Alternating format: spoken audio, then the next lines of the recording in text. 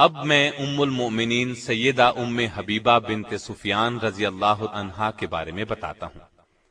آپ رضی اللہ عنہا کا نام رملہ، کنیت ام حبیبہ، والد کا نام ابو سفیان اور والدہ کا نام صفیہ تھا۔ بعض مورخین نے آپ کا نام ہند بھی لکھا ہے۔ معاویہ رضی اللہ عنہ کی بہن تھی، اعلان نبوت سے 17 سال پہلے پیدا ہوئیں، شروع ہی میں مسلمان ہو گئی تھیں۔ ان کا پہلا نکاح عبید اللہ بن جہش سے ہوا تھا۔ دونوں میاں بیوی بیک وقت مسلمان ہوئے اور دونوں نے ایک ہی وقت میں ہجرت حبشہ کا شرف حاصل کیا۔ حبشہ میں ان کے ہاں ایک لڑکی پیدا ہوئی، اس کا نام حبیبہ رکھا گیا، اسی وجہ سے کنیت ام حبیبہ رکھی گئی۔ لیکن عبید اللہ بن جہش مرتد ہو گیا، اسلام چھوڑ کر عیسائی ہو گیا۔ ام حبیبہ اسلام پر قائم رہی۔ سیدہ ام حبیبہ فرماتی ہیں کہ عیسائی ہونے سے پہلے میں نے اسے ایک نہایت بری شکل میں دیکھا، میں بہت گھبرائی۔ صبح ہوئی تو پتہ چلا کہ وہ عیسائی ہو گیا ہے۔ میں نے اپنا خواب اسے سنایا کہ شاید توبہ کر لے، لیکن اس پر کوئی اثر نہ ہوا۔ شراب و کباب میں مشغول ہو گیا اور اسی حالت میں مر گیا۔ اب سیدہ حبشہ میں تنہا تھی۔ بیان فرماتی ہیں کہ چند روز بعد میں نے خواب میں دیکھا کہ کوئی شخص مجھے یا ام المؤمنین کہہ کر بلا رہا ہے۔ میں بہت گھبرائی۔ جب میری عدت ختم ہو گئی تو مجھے نجاشی کے ذریعے سے نبی صلی اللہ علیہ وسلم کا پیغام پہنچا۔ سیدہ ام حبیبہ نے آپ کا پیغام منظور کر لیا۔ آپ کے پاس یہ پیغام نجاشی نے اپنی باندی ابرہہ کے ذریعے بھیجا تھا۔ آپ رضی اللہ عنہا نے منظور کرتے ہوئے چاندی کے کنگن، پازیب اور انگوٹھیاں وغیرہ اتار کر اسے انعام میں دے دی۔ شام ہوئی تو نجاشی نے سیدنا جعفر طیار اور دوسرے مسلمانوں کو جمع کر کے خود ان کا نکاح پڑھا۔ 400 دینار مہر مقرر ہوا، جو اسی وقت رسول اللہ صلی اللہ علیہ وسلم کی طرف سے خالد بن سعید رضی اللہ عنہ کو دے دیے، جو کہ ام حبیبہ کی طرف سے وکیل تھے۔ اس طرح یہ نکاح ہوا۔ لوگ اٹھنے لگے تو نجاشی نے کہا، ابھی بیٹھیے، انبیاء علیہم السلام کی سنت یہ ہے کہ نکاح کے بعد ولیمہ بھی ہونا چاہیے۔ چنانچہ کھانا آیا۔ ولیمے سے فارغ ہو کر سب رخصت ہو گئے۔ چنانچہ سیدہ ام حبیبہ جب مدینے آئیں تو تمام حالات اور واقعات کہہ سنائے۔ آپ صلی اللہ علیہ وسلم سن کر مسکراتے رہے۔ نجاشی نے سیدہ ام حبیبہ کو شرحبیل بن حسنہ کے ساتھ آپ کی خدمت میں بھیجا تھا اور اپنی طرف سے انہیں گھریلو سامان بھی دیا تھا۔ یہ نکاح 6 ہجری کے آخر یا 7 ہجری کے شروع میں ہوا۔ اس وقت آپ رضی اللہ عنہا کی عمر 36 یا 37 سال تھی۔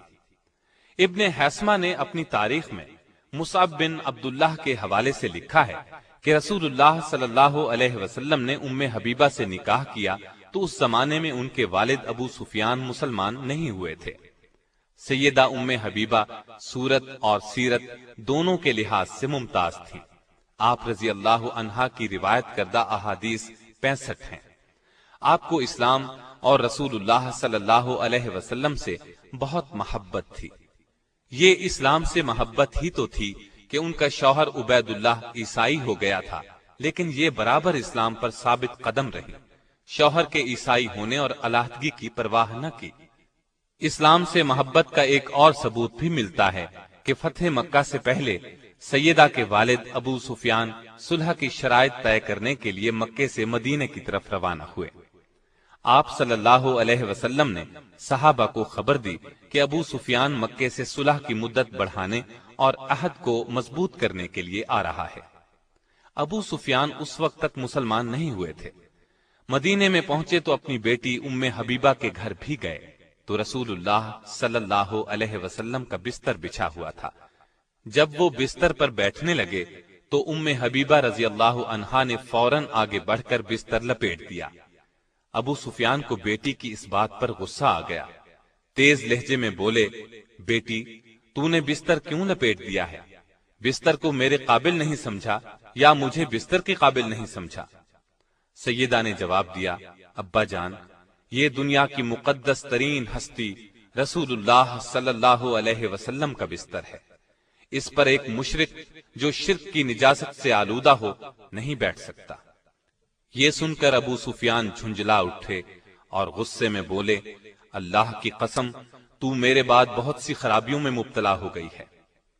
سیدہ ام حبیبہ رضی اللہ عنہا نے جواب دیا، میں خرابیوں میں مبتلا نہیں ہوئی، اور ان کے غصے کی پرواہ نہیں کی اور کہا، میں کفر کے اندھیرے سے نکل کر اسلام کے نور ہدایت کی روشنی میں داخل ہو گئی ہوں۔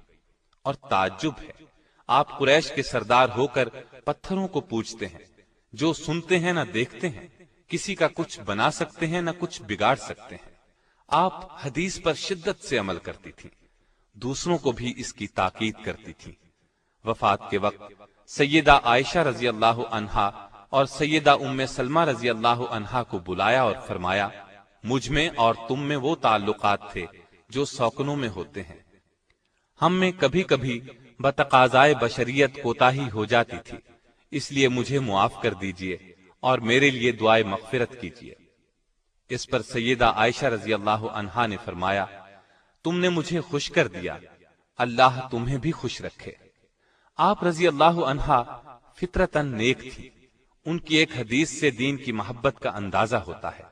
فرماتی ہیں، میں نے رسول اللہ صلی اللہ علیہ وسلم سے سنا ہے، جو شخص دن اور رات میں 12 رکعت نماز نوافل ادا کرے، اس کے لیے جنت میں گھر بنایا جائے گا۔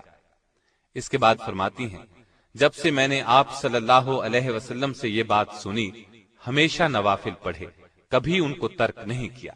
آپ رضی اللہ عنہا کے ہاں عبید اللہ بن جہش سے 2 بچے پیدا ہوئے، ایک عبداللہ، دوسری حبیبہ۔ 44 ہجری میں مدینے میں انتقال فرمایا۔ اس وقت ان کے بھائی سیدنا امیر معاویہ کی خلافت تھی۔ وفات کے وقت عمر 73 سال تھی۔ اللہ تعالی کی ان پر ہزارہا رحمتیں ہیں۔